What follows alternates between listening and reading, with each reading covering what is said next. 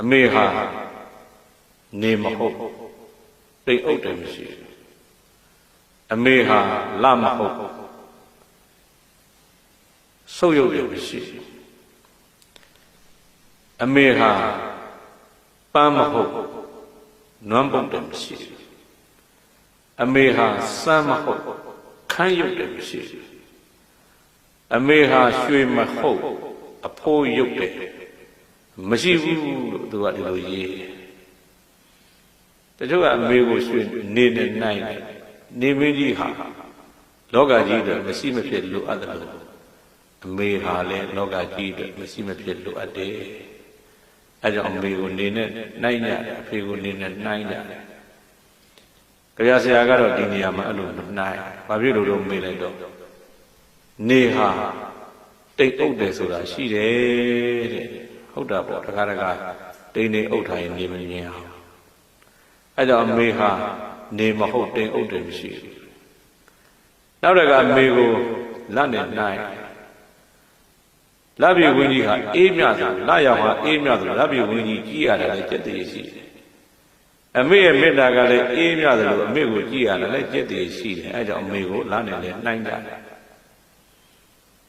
ကြပြဆရာကတော့ဒီနေရာမှာအမေဟာလာမဟုတ်ဘူးတဲ့ဘာဖြစ်လို့မေးလိုက်တော့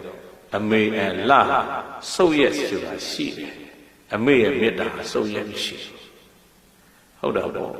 လာကလာစမ်းလာဆိုရှိတယ်အမေရဲ့မေတ္တာလာစမ်းလာဆိုမရှိဘူးတဲ့သာသမီရဲ့ပုံမှာ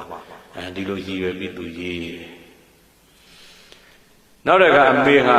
ပန်းမဟုတ်နွမ်းပုတ်တယ်မရှိပန်းကလှတယ်မှုေးတယ်အမေရဲ့မေတ္တာလည်းလှတယ်မှုေးတယ်အဲ့ဒါကြောင့်အမေကိုပန်းနဲ့နှိုင်းကြတယ်တချို့ကမောင်သိဝေကတော့ဒီနေရာမှာအမေဟာပန်းမဟုတ်ဘူးတဲ့ဘာဖြစ်လို့လဲမေးတော့ပန်းကနွမ်းပုတ်တယ်ဆိုတာရှိတယ်အမေရဲ့မေတ္တာကတော့နွမ်းပုတ်တယ်ဆိုတာမရှိဘူးတဲ့သူကဒီလိုရေးတင်လာရေးနောက်တကစမ်းရည်ကတသွင်သွင်စီးတယ်လို့အမေရဲ့မေတ္တာကလည်းသာသမီတွေရဲ့ပုံမှာတသွင်သွင်စီးတယ်အဲ့ဒါကြောင့်မို့အမေကိုစမ်းနဲ့နှိုင်းကြတယ်တချို့ကဒီနေရာမှာကဗျာဆရာကတော့စမ်းနဲ့မနှိုင်းဘာဖြစ်လို့တော့မေးတယ်တော့စမ်းကခမ်းရုပ်တယ်ဆိုတာရှိတယ်တဲ့အဲဒါကြောင့်အမေဟာစမ်းဖို့ခမ်းရုပ်တယ်ဆိုတာမရှိဟုတ်တာပေါ့မိုးရဲမှာစမ်းတွေကတသွင်သွင်စီးကြတော့လည်းပဲကစုံနေုံဆိုရင်စမ်းတွေကခမ်းပြီးတချို့6,000လာရှိတယ်အမေမေတ္တာအဲ့ဒါမျိုးမရှိဘူးသူကဒီလိုပြောတာအမေကရွှေမဟုတ်ဖိုးရုပ်တယ်မရှိဘူးနောက်တကအမေရဲ့မေတ္တာကိုရွှေနဲ့နှိုင်းရွှေရတန်ဖိုးရှိတယ်လို့မေရဲ့မေတ္တာလဲသာသမီရဲ့အတွက်အလုံးတန်ဖိုးရှိတယ်ပေါ့ဒီလိုပြောကြတယ်တိုးတော်လည်းပဲရွှေစိတ်ဟာတက်တယ်ကြတယ်ဆိုတာရှိတယ်အဖို့တက်တယ်အဖို့နှိမ့်နေမြင့်တယ်ဆိုတာရှိတယ်အမေရဲ့မေတ္တာကတော့အဲ့လိုနှိမ့်နေမြင့်တယ်ဆိုတာမရှိဘူးတဲ့အမြဲ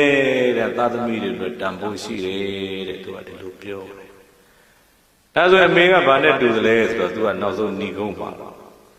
မြင့်မို့တောင်ကြီးဟာရက်4မျက်နှာရက်10မျက်နှာကမုံတိုင်းတွေလာခြင်းတိုင်းလာမတုံလို့တလို့ပဲတဲ့အမေဟာလည်းလောကရန်တရား10ပါးသာသမီတွေအတွက်လာခြင်းတိုင်းလာကြံ့ကြံ့ခံနိုင်တယ်အဲဒါကြောင့်အမေဟာဘာနဲ့တူသလဲမေးတော့မြင့်မို့တောင်နဲ့တူတယ်လို့ဒီလိုနှိုင်း